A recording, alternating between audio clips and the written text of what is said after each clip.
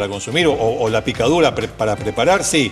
Pero si yo tengo una planta, evidentemente no, porque además deja de estar en el artículo 14 de la ley, pasa a otra cuestión que es la plantación.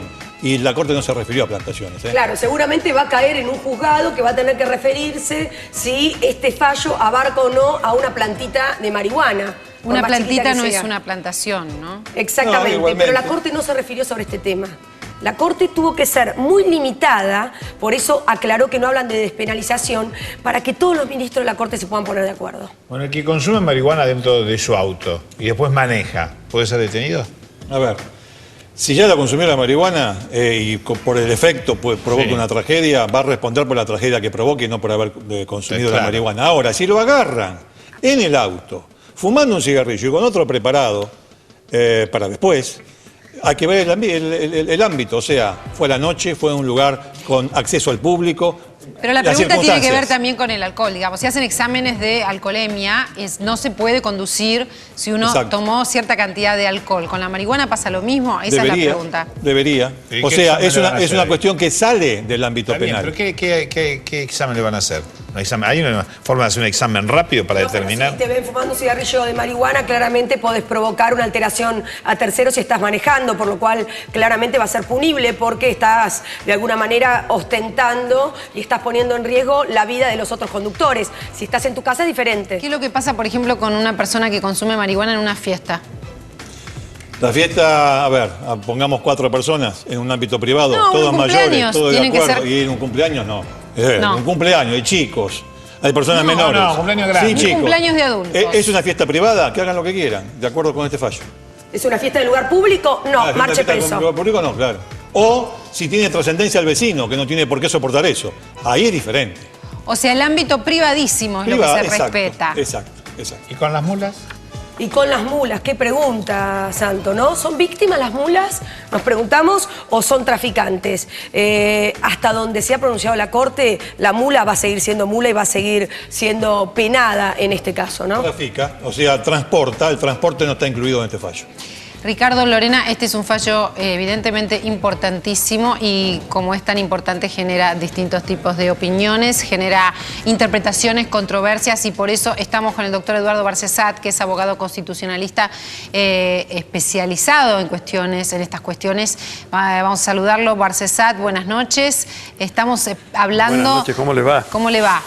Muchísimas gracias por este contacto. El fallo declara inconstitucional condenar a un adulto cuya conducta no ponga en riesgo a terceros. Lo que le preguntamos en primer lugar es, ¿esto es solamente para la marihuana o también para otras drogas como por ejemplo el éxtasis, el paco y la cocaína?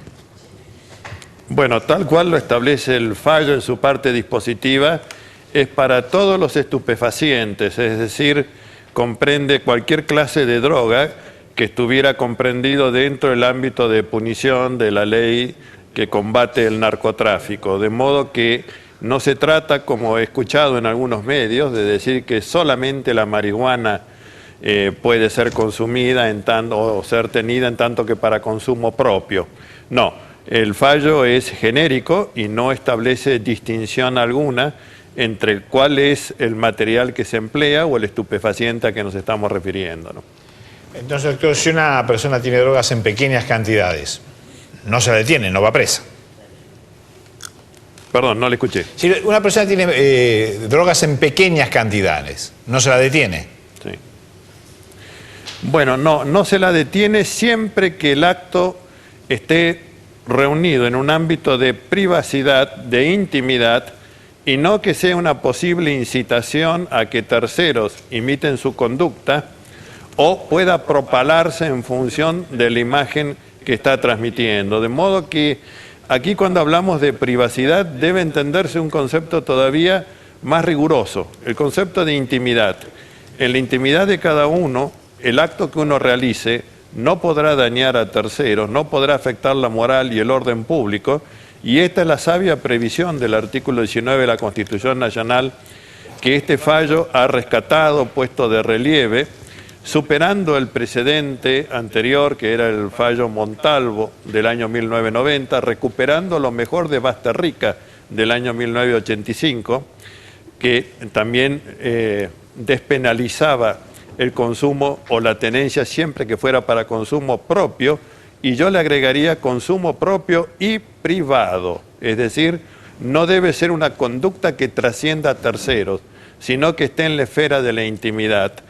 Y creo que el pronunciamiento tiene otros aspectos muy importantes que quisiera abordar.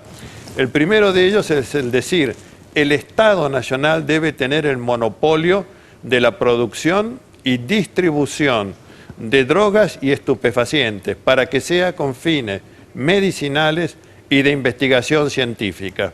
Esto me parece que es un punto que hay que rescatar del pronunciamiento.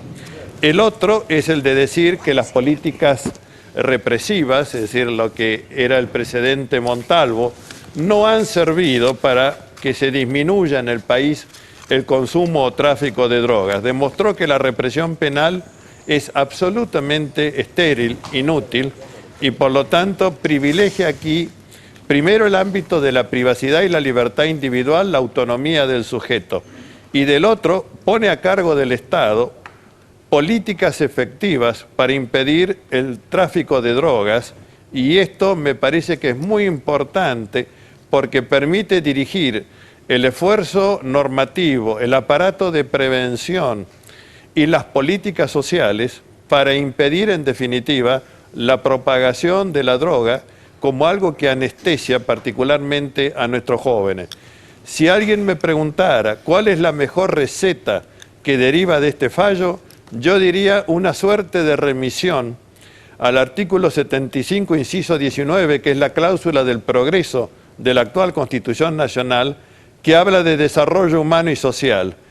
En ese desarrollo humano y social, que significa inclusión, que significa educación para los jóvenes, que significa salud para todos, allí está el meollo de la cuestión para resolver el tema de lo que el fallo de la Corte nomina como el flagelo de la droga.